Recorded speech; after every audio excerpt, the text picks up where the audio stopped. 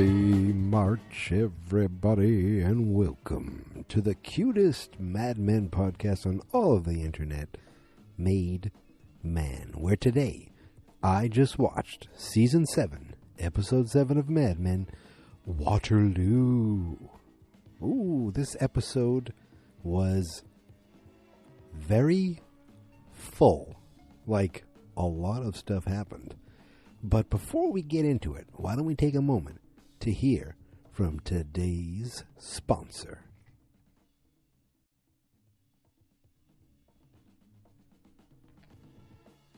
Oh, what a wonderful sponsor. Thank you for listening to that. So, Waterloo. This episode felt like a season finale because it kind of was. So this is episode 7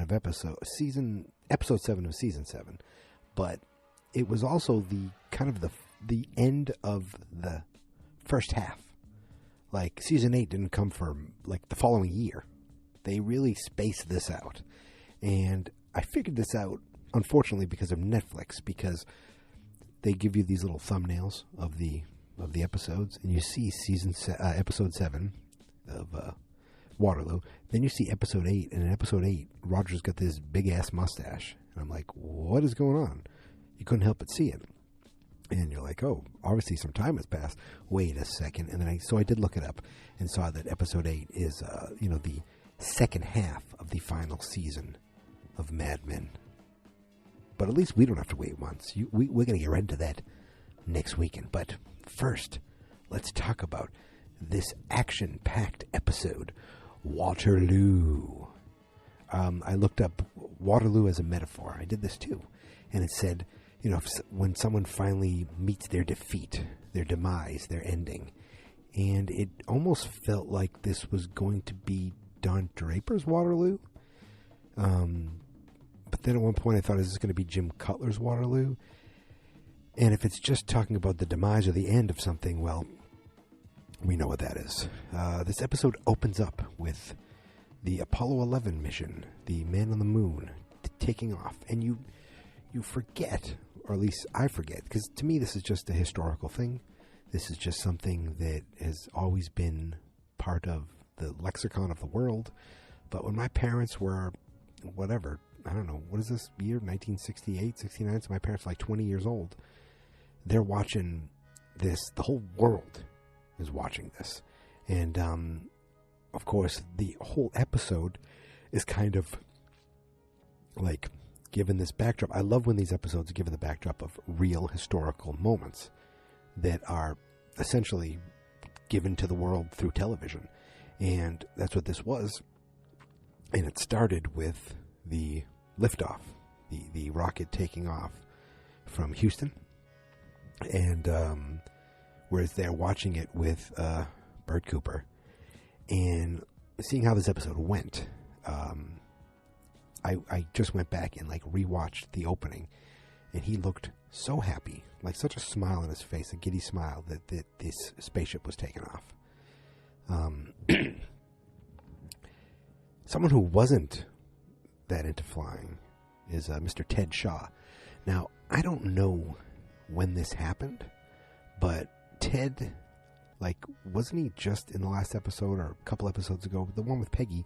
He's like, oh yeah, Peggy, let Don do Burger Chef. He's there on the phone. And all of a sudden in this episode, he seems to have decided to be a burnout. So I feel like, was that earned? Like, when I say that, I mean, where did this come from?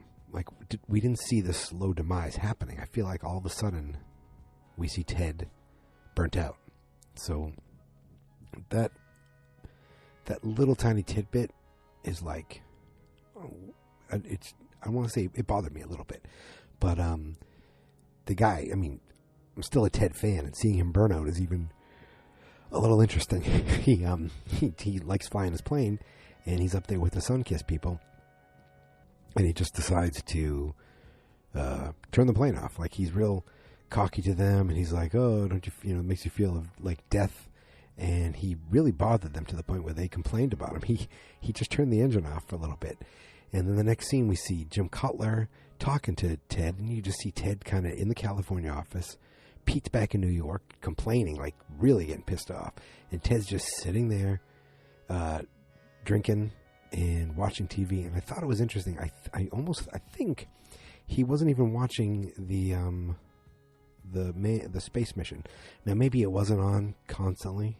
I'm guessing it wasn't on all day, every day, 24 hours. So it could be wrong, but I just noticed, like, it looks like he's watching some kind of soap opera or something. But he's drinking, and he just wants to get completely out of this. He wants to leave the company. He doesn't want to do this anymore. And that comes into play later. So it's almost like, well, did this happen because so that what would happen later makes more sense? But Ted's just drinking and chilling. He doesn't want to deal with people anymore. And then we get, I have to tell you, I have the episode on in the background, so it kind of helps me to remember what I'm doing here, because it's late Sunday night, and I apologize for waiting so long to get this episode up.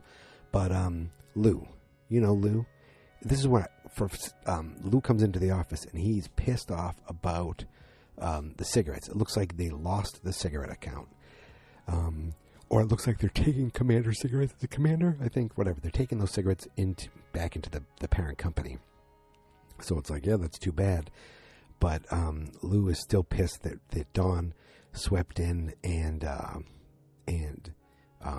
kind of disturbed the meeting. And Lou's like, I have 10 years tobacco experience, and it's all, been crapped away. And Cutler just yells at him. He says, you're a hired gun here. You have no say. Get back to work. And you can see that Lou is just kind of like really annoyed by this. Over at the Francis house, they seem to be having friends over. There is, I'm going to guess, Henry's friend and his family. Oh, no, actually, maybe it's Betty's friend, because she knows Dawn. So Betty's friend and her family. She's got two boys, a young kind of nerdy boy, and then an older kind of jock, cool dude. The nerdy boy wants, the nerdy-ish boy is more interested in telescopes, and you think he's all excited about the space and everything. And he runs off with Bobby to go look at Bobby's telescope. But the older boy, the cool stud, he sees Sally, and Sally sees him, and she's like, va-va-va-voom. She goes to help him with his bags, and he's like, no, I'll carry him. She's like, no, don't worry, I have muscles. You could see that, or at least I could assume that she's smitten with this young stallion. And the mom, which is interesting, is played by Kelly Martin. I almost want to get this story out of the way. So why don't we just get this story out of the way? So Kelly, is her name Kelly Martin, right? She was on Life Goes On. She was on ER. She's been around for a while. So there's another scene where they're kind of eating around the kitchen table, and the kid, the stud boy, comes down without a shirt on. And my first thought was, Betty's going to get in trouble with this va-va-va-voom young stallion. But he's the mother's like, go put some clothes on. And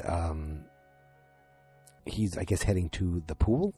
And then Sally comes down, and she looks different. Her hair's all done up. She's wearing makeup. She's a lifeguard at the pool. She's like, I can't eat because I can't wait for an hour. That whole thing where if you after you eat, you have to wait an hour before going swimming. Yeah, my in-laws for many years lived in a house with a pool, and I never let that hour rule stop me from eating or swimming. I guess it was more floating, but so even Betty's like, she goes, your daughter's so pretty. She's turning into you. And she's like, she's even prettier than usual. She never wears lipstick to the pool. So that's where you make it seem like she's getting herself all dolled up for this big muscular dude. And then the woman, the mother, the wife, the friend asks, like, do you see Don anymore? She's like, no, I just think of him as an old boyfriend. And the woman said, like, I don't even know how I married, what's his name, her husband, right in front of her nerdy son, which I thought was interesting. And I feel like not a lot happens with the rest of the Francis family. Like during the, like a lot, again, as this whole kind of thing revolves around the moon landing, they're all hanging out with the friends all around the TV at night, watching the moon landing. Don's at a hotel. We'll get there for the moon landing. He calls Sally later, says it's pretty cool, huh? And she's like, oh, it's such a waste of time. He's like, don't be that way. Do you want your brothers to be that way? She's like, no, I guess not. See, while they were watching TV, that the cooler brother, the cooler friend, was like, this is $25 billion. While there are people starving in this world. He was cynical, and then Sally got cynical with Don, and Don's like, don't be that way. You want your brothers to be that way? She's like, no, I guess not. And then later on, she goes out, and she sees the nerdy boy out with the telescope, and she goes out for a cigarette, and she's like, oh, just don't, you won't say anything if I'm smoking. He's like, smoking causes cancer, and that gets her to stop for a second. And then he shows her the telescope. She's like, why aren't you in there watching TV? He's like, I don't want to hear from the TV. I don't want to hear what they have to say. There's so many more interesting things to look at instead of just whatever that, the images on the TV. So he was more like, I want to actually look at the stars. And he's looking at the stars. He's showing Sally the stars through the telescope. And then Sally kisses him. And right when he kisses him, he's like the nerdy one. He says, what do I do now? And then his mother yells in, it's past your bedtime. So he runs into the house, and Sally just stays out there and has a smoke. So I was thinking about that. Like, you'd think she is interested in the older brother, but then she kisses the younger brother. Or she just felt something in that moment. Then I'm thinking, oh wait, does the older brother remind her of her dad too much? I don't know, all these things, but it was kind of brief, and that was it, right? That was we don't see them for the rest of the time. And so for the quote-unquote fall finale, or whatever you want to call this, the first half finale, not much happens in the Francis household. They're just kind of there. A little character development, a little, just like some moments, but nothing else. Nothing really important. So I'm going to leave them. We're not going to talk about the Francises anymore. Goodbye, Francises. Goodbye. So meanwhile, at Sterling Cooper and Partners, the big thing, of course, besides everyone distracted by the moon landing, is Burger Chef. Burger Chef, Burger Chef, Burger Chef. And they kind of have this whole thing planned out. They have their whole idea of what they want to do planned out, where Pete does some introductions, then he tells a joke, then he passes it off to Harry, who also has a joke, and they're like, no, you don't. And then Harry passes it off to Peggy, who gives says a few nice things, and then passes it on to Dawn, who brings it home. I also, before we get there, I also thought, before they got to that, it was pretty funny. They just very subtly talked about Harry getting a divorce, because again, Harry's trash, and he's like, oh, she wants to wait for the partnership to come through before getting the divorce. He hasn't signed his partnership left yet. I don't know if there were some details that he hadn't figured out why he hadn't signed yet, which is awesome later on. But he's like, oh, she wants to wait for the money to come in. He goes, Don, you have experience with this. Like, what do I do? He goes, just sign it and get it over with. Just do whatever, That's what Don, just like, get it over with. But they give their little speech. They give their little, they kind of plan the whole thing, and it's just like they're ready. They're ready to roll, but they're all worried because it's like, if this all goes to hell, if the men on the moon, the Apollo 11, doesn't, if like God forbid something bad happens with them, they have to scrap this whole thing, which I didn't quite understand the entire time. So later on, they brought up that it's like, I have to pitch to guys who, people who are interested in putting men on the moon. I have to pitch to them about Burger Chef. Did I miss something? Is Burger Chef owned by NASA, or is there some kind of connection? Or are these just like guys who it's just the national pride of, I didn't understand how it worked, like why there was a connection, if there was a connection, or if it was more just like national pride and just the morale would go down if anything happened, or there is some sort of connection between the Burger Chef people and the astronauts. I didn't get it. I almost want to look it up to see what was going on with that. But anyway, Peggy heads home, and she's getting work done. She looks like she's getting some ceilings put in or something. I don't know if she's getting an air conditioner. I don't know how it works, but she's there. And this was interesting because there was a young man there, a young strapping lad, who there's a whistle in my throat. Oh my God, there it is again. So he's working on the house. He's not the usual guy. And she's like, oh, where's he? He's like, oh, he had to step out, so I'm helping. And then he's like, but don't worry, your son was really nice. She's like, my son? And it's the little boy from upstairs. She's like, oh, he's not my son. He's my neighbor. He's like, oh, the kid just comes down to watch TV all the time and spend time with Peggy. And the guy's like, here's my number in case there are any odd jobs or if anything comes up. She's like, oh, okay. And I was like, oh, I think there will be an odd job that comes up, if you know what I mean. And I mean sex. At least that's my thinking.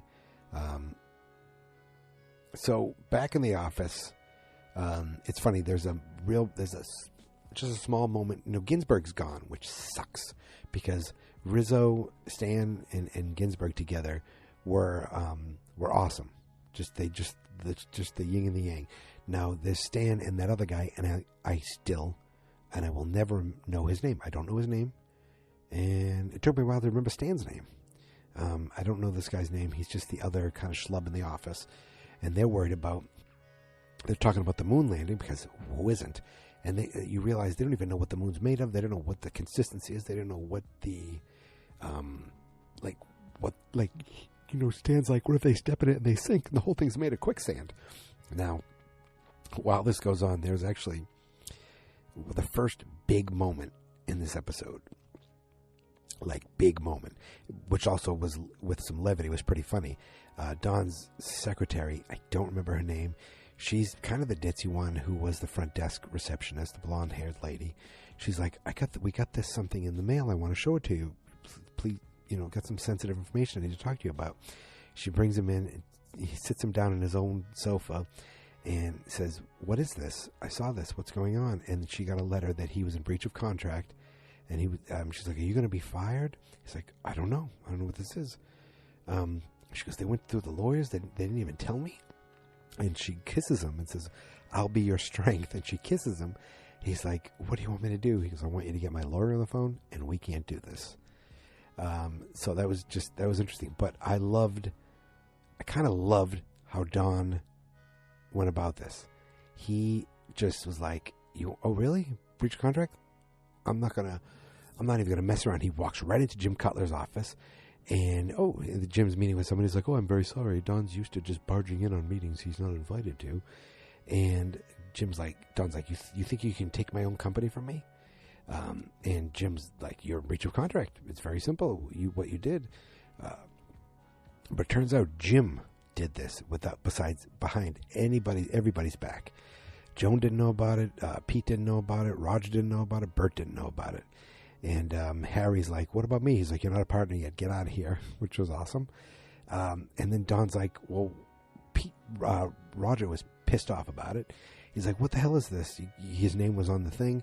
And he was like, this is, trash. Pete's like, are you kidding me? We have Burger Chef coming up, and we need him on this. You could see Pete still loves Don for what he does creatively, at least. And they're like, Don's like, fine, Roger's like, fine, let's have a vote right now. Let's have a vote. They're the partners. Let's have a vote. All in favor of firing Don. And Jim Cutler raises his hand, and Joan raises her hand. and then all in favor of keeping him, or whatever it was, the yay and the nay, and Pete, Bert, and Roger and Don obviously voted to keep Don. And you could see the look on Don's face when he saw Joan raise her hand. And then afterwards, Roger's like, did you know about this? She's like, no. He goes, why did you vote with Jim? Because I'm tired of Don costing me money. Don Draper is the only one in that office who went to Joan to try to stop her from, having sex with a guy to save the company, having sex with a guy to get them a car, having sex with a guy to get her a partnership. That's what he's like. I don't know what Joan has against Don. If she only knew that Don was there to try to, maybe he came to her house and said, you don't have to do this. Please don't do this. After she'd already done it, which was an awesome episode and an awesome way of storytelling. It feels so long ago. But the fact that Joan did this, I'm like, but at the same time, I'm like, you know what? Don is the bad guy. Even though you're rooting for him, he's not a good person. He tries to be a good person, and he fails. He hasn't always done the right thing for business, even. And it's like Joan has had a rough time of it, and she deserves something good. And it's like, can I begrudge her for voting this way? I don't know. It bothered me. Because at the same time, I'm like, but that's Don Draper. He's the coolest dude in the world. Sure, he's a terrible person, but it doesn't change the fact that he's the coolest dude in the world. But anyway, they were like, fine, get back to, after that meeting, it was just like, get back to work, and they were pissed off about it. So Peggy gets a ring back at, I guess it's nighttime now. Peggy, who has no idea the stuff's going on at the office, gets a call and gets a knock on the door, and it's the little boy seeing if he can come watch TV, and she's got a pack, but he's like, because she's going on the trip for Burger Chef, and she's like, she said, which suit do you think looks better? And he's upset because he's moving, and he gives her a big hug, and she's like, my mother is leaving. I don't want to leave. She doesn't love, she doesn't care about me. And Peggy's like, sure you do. Sure she cares about you. That's why she's leaving. That's why she's moving. You'll have a yard, and I'll come visit you. And he's like, no, you won't. And Peggy got really emotional. She's connected with this kid. She doesn't have any kids. And yep, you have to say that I didn't think about this at the time, but you forget that she did give up a child. So there is someone out there. She had a child with Pete. And that child's out there somewhere, and it's like, I don't know. It's like you wonder if that connection, or the connection she's had with this boy, as small as it may be, still might have kind of conjured up some feelings, some old thoughts of that. And I thought that was pretty, I just thought that was a nice emotional moment for Peggy to be like, so upset that she's losing this boy. And, maybe it's just more change. It just has to deal with more change. Also, I forgot, Peggy mentioned to the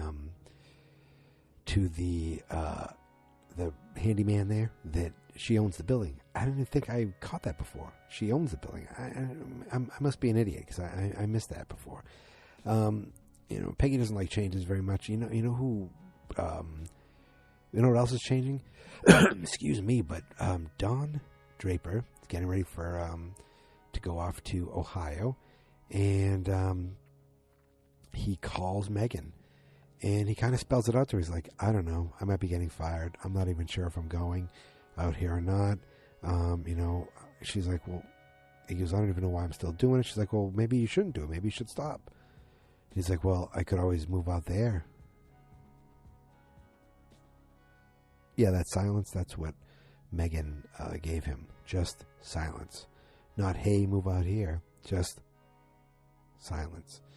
And I believe in these 30 seconds of, this little phone call where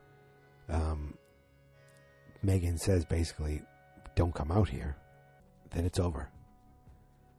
they're done. And Don just has all these great emotions, like with his eyes, like where he realizes it, and he's like, I'll always take care of you. And she's like, I don't need you to. He goes, well, I will until you're ready to do it yourself. You can see they cry a little. There's just tearing up on both ends. But I think this might be the end of Don and Megan, which, I've seen a picture of Don at the end. So I'm always wondering, if he's left it all behind, does that include Megan? But maybe Megan's not in the picture anymore. I feel like I'm getting somewhere that I don't have any business talking about it. So I'm not going to talk about that anymore. We go back to Sterling Cooper, and Roger pops in to talk to Bert. And it was interesting because Roger was upset about the whole thing, and Bert was upset about the whole, how everything happened. But Roger's like, why did you vote yes? He goes, I vote for my person. He cares about the business. He cares about this, his people. And he wants to, he's like, he doesn't disagree that Jim sees a future, and he has this forward vision with the computer and everything. He this cutting edge stuff, but Jim's not his person. Don's his person. So he voted with his person. Because that's what he does. But you can almost sense that he doesn't disagree that maybe Don should be gone. And he goes, well, I'm a leader. That's what I do. And he said Roger's not a leader. And even that was, looking back now at the end of the how the episode ends, it's like, I wonder if that's almost something that spawned, brought on Roger's big idea. And I love big ideas on this show. So Ohio, is that going Ohio? I forget, wherever they're going to Burger Chef. It's Harry, Peggy in one row in the car, and Don and Pete in another row in the car. And it's funny, the pilot's like, while we're flying, there's a few other pilots up there, and we're gonna give our thoughts to them: Neil Armstrong, Buzz Aldrin, and the other people, because I don't remember. And Peggy does a sign of the cross, and Harry's like, why would you do that? Now I'm nervous. Because they're off, maybe Harry doesn't like to fly, but he seems like he goes back and forth all the time to California. And Pete is like, you're going to do great. You're going to go in there. You're going to turn on your Don Draper charm. You're going to do awesome. He's like, I'm not. He goes, that's all right. I'm not worried. And he's like, maybe you should move to California. You could, out with Ted, or I don't know. He said Ted is really like, this is where he said it. It's like Ted is like really losing his mind. He's like got a screw loose. He's like having a crisis. And then he brought up Lane Price. I was like, oh, Pete, no. Why would you say, like, he almost thinks that he's going to like kill himself like Lane Price? I don't know. Well, there was the whole thing with the plane, so there was. But he's like, oh, you can go out there and you can, and Don says, well, there's nothing for me out there. And Pete goes, oh, is Megan moving back here? He just looks at him. And you can see Pete finally figures it out. He's like, oh. And he's like, that marriage is a racket. And Don did not disagree. But this looks like the end of, as we said, the end of the marriage world for Don Draper. So we cut to the, I guess we do see Bobby and we see Gene Draper just playing on a swing set. And they get called in because it's time. It's happening. And this is a cool moment because we see so many different things. We see a group of family and friends in one house. We see Roger with his ex-wife, his grandchild, and his son-in-law watching it in their place. And you realize the daughter's not there because she's still on Hippy Dippy Island. We see... then we see Peggy coming in with 2 beers for the 4 of them. Because it turns out that, is it Indiana? Wherever they are, it's dry, so she had to buy the beers off the bellhop the guy at the front desk. But the four of them, Pete, Harry, Don, and Peggy, are all watching it from their hotel room. And it's just all these different people watching, and Bert is watching it from his house, his apartment, with his maid, it looks like. And it's just a cool moment because I love seeing their reactions. Like Harry was freaked out. He stood up. He was like so animated. He was so excited about it, and they all thought it was amazing. I liked, seeing that moment where was it Walter Cronkite, where he said one small step for man. I didn't quite catch the second line of that, and then they show Bert Cooper, and you just see this big smile on his face, like he really, there it is. That's amazing. He's lived to see this amazing spectacle. The world will never be the same. And then the next shot is, then we get a few seconds later, Roger gets a phone call, and he just says, "Oh shit!" And you think, my first thought was his daughter. Something happened to his daughter, but no. We see him go to the office, and what does he do? He walks up and he takes Bert Cooper's name off the door.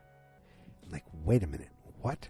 We just showed Bert smiling, enjoying the moon landing, and now Roger is in the office, and he's taking the plaque off, and all of a sudden Joan shows up, and she gives him a hug, and she's been crying, and then Jim Cutler shows up, and then Joan mentions, "I'll get the obituary ready," and I'm like, oh my God, Bert's dead.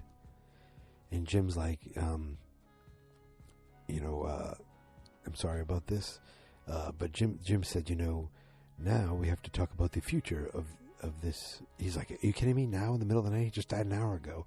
He goes, well, you don't have the votes anymore. Jim is just very practical. You don't have the votes anymore, and so he's ready to force Don out, which was like, are you kidding me? Already? That's how this happens?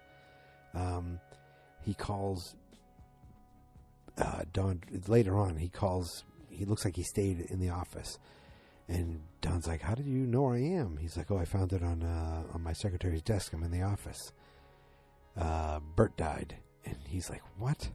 And they talked about the last things they said to each other, and then but Don said, Bert's very proud of you. He's very proud of you. But remember, Bert said you're not a leader. He said that to him. And we'll see, because we'll get there. But Don then goes to Peggy's office, and I thought he was going to tell Peggy that it's about Bert, but you know what? Maybe it was a better idea that he didn't, so that he didn't get her all upset with what he was really going to, what he ended up telling her, which is, look, I don't know where I'm going to be, and I decided you're giving the presentation. This is yours. She's like, what are you talking about? It's tomorrow. He goes, you're ready. You're ready for this. You are the face of this. If I get forced out of here, if I'm done with this company, and if I'm fired, then you're left with nothing. You need to be the lead of this. And she's freaking out. She's like, oh, we don't even have any alcohol, any liquor to drink. But, Dawn has always, loved Peggy. And, Dawn always knows, his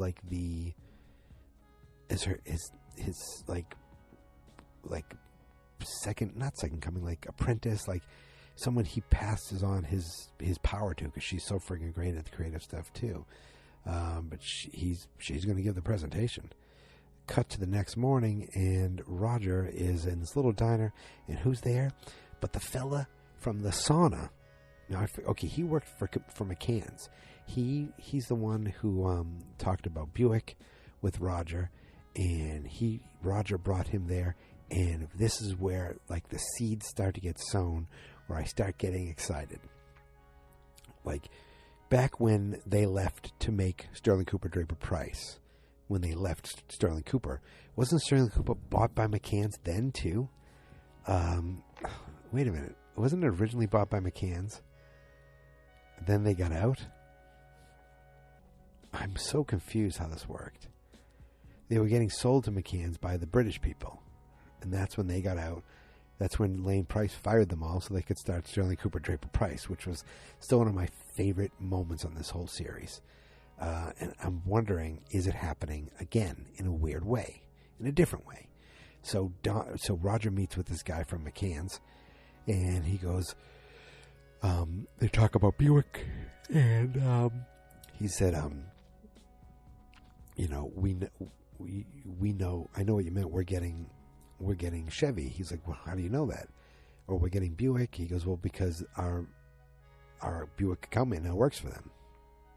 And so he called, the guy's like, said to Roger, he's like, okay, what do you want? He says, well, what would you, I'm kind of get the gist of this because I'm sure I didn't get it right, but it seemed like they wanted to take on their team, Don Draper, Ted Shaw, Roger, and Roger's like, why don't you buy the whole company? So Roger says, why don't you buy our company, Sterling Cooper Draper Price? We keep everything the same, but you own the company, and then you get the client back. So it's like you never lost anything. And the guy's like, interesting prospect. I loved it. I was like, oh my God, this guy's trying.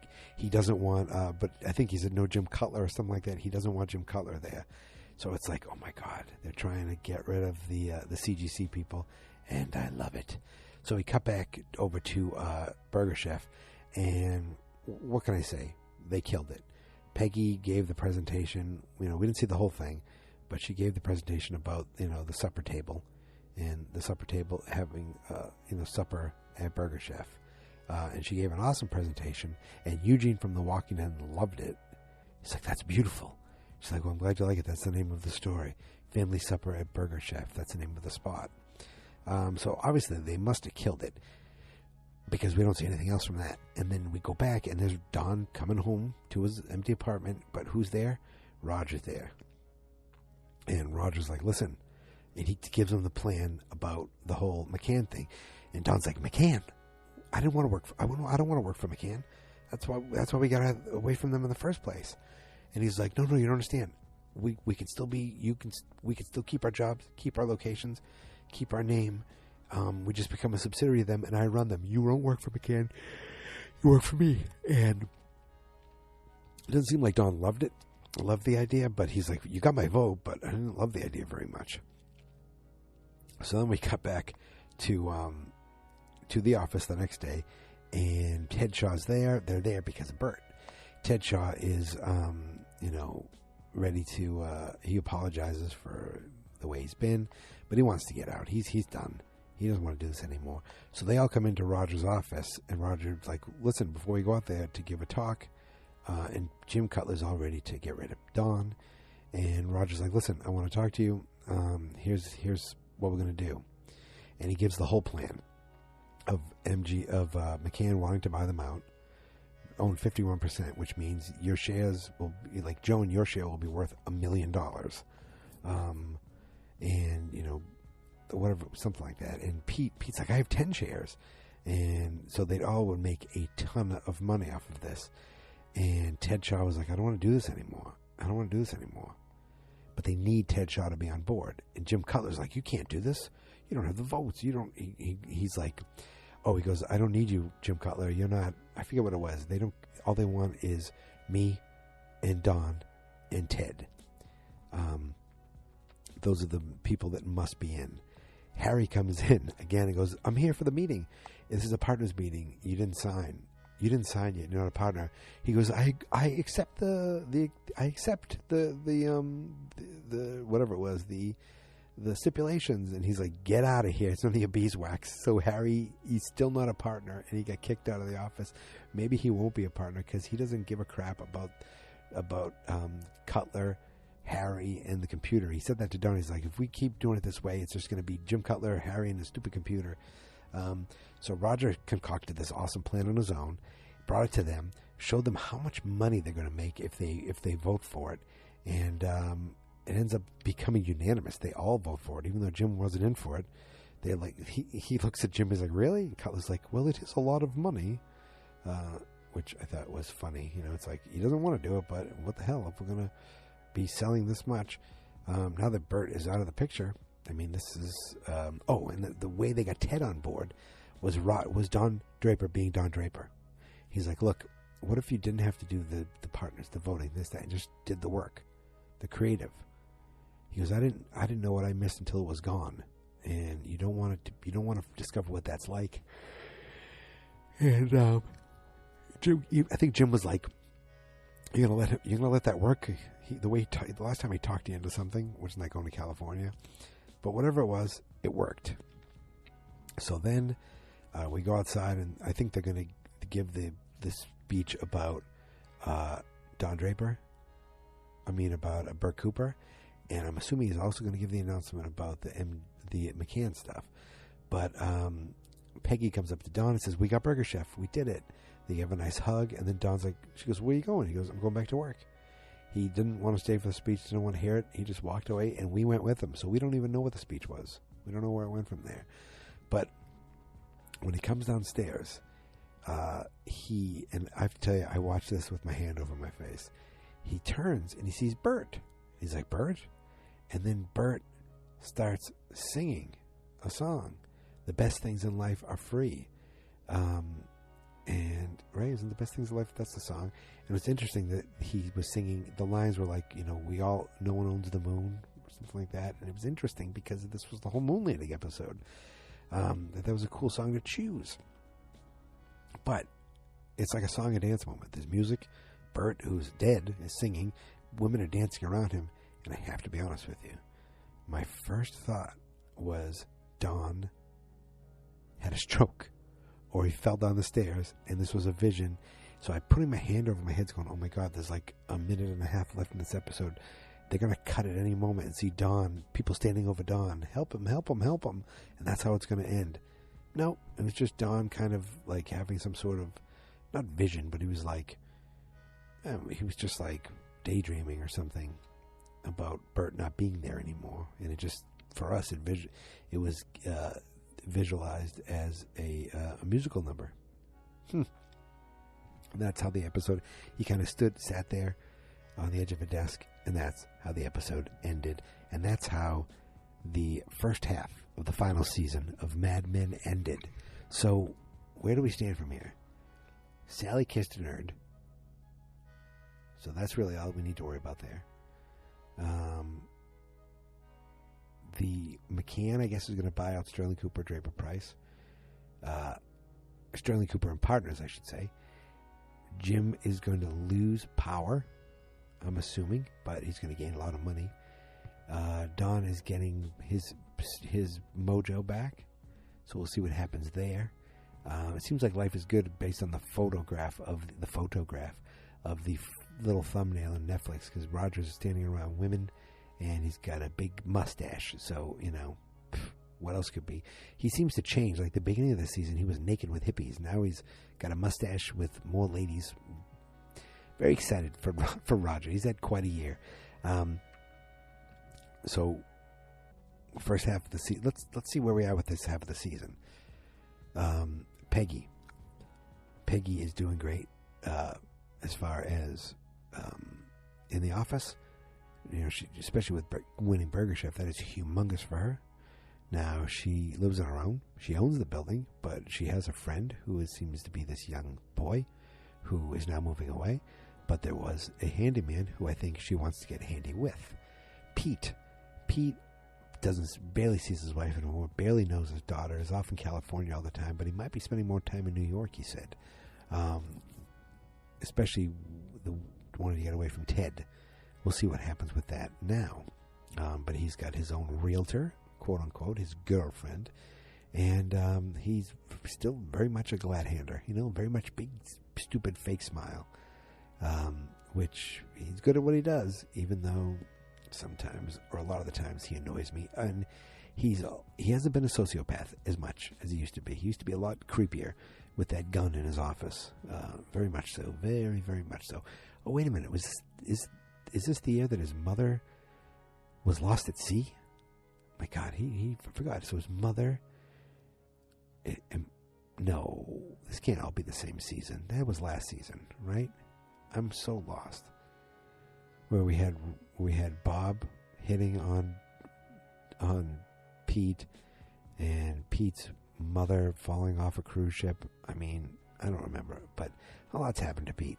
Where we stand with Dawn. Let's just get where we stand. I can't do the whole first half from memory, but Dawn seems to be like his marriage is over.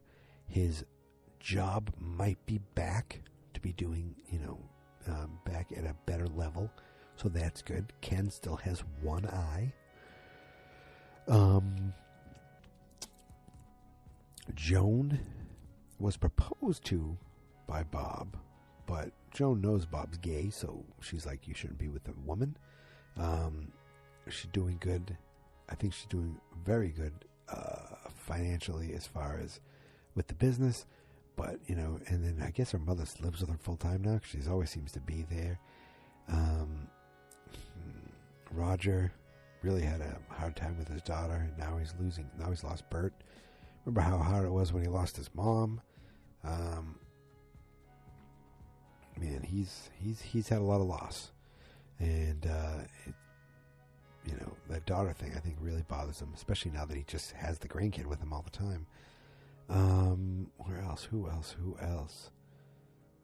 Did I say Don? His marriage is over. I mentioned that, I'm sure. A lot happened, but you know what? I just want to focus. I shouldn't talk about the whole season so far, because we're not done. Even though Mad Men took a long break between episodes 7 and 8, we're only going to take a week, because that's what we do. So, I'm done here, because it's getting late, and I'm getting tired. It was a great episode. I can't wait to see what happens next. That's when it's like, it's a great episode. When you're not like, oh, that was nice, I'm done. But when something happens to the point where it's like, oh my God, I need to see the next episode to see what happens next. How do they address this? That's good television. And this was a great episode. So I want to tell you a couple things. Number one, you can find me on Twitter at Geek Mentality. The podcast has its own Twitter at MadeManPod. And the website, fansnotexperts.com, has its own Twitter at fansnotexperts. And, I think I'm done. So, I want to thank you. Thank you for consistently listening, downloading, and supporting me. You're wonderful people. I'm getting tired. And I walked 20,000 steps today. Just want to throw that out there. Took my dog to the park twice. Got a lot of steps at the grocery store. 20,000 steps, that's close to 10 miles about. And my little toes are barking. Is that how you say it? I don't know. I know that I'm talking too much and I'm rambling. So I'm going to go back into my finale voice. And I'm going to say thank you for listening. And thank you for subscribing. And thank you for coming along on this journey. We are almost done, which is crazy. Thank you for coming along on this journey as I strive to become a made man.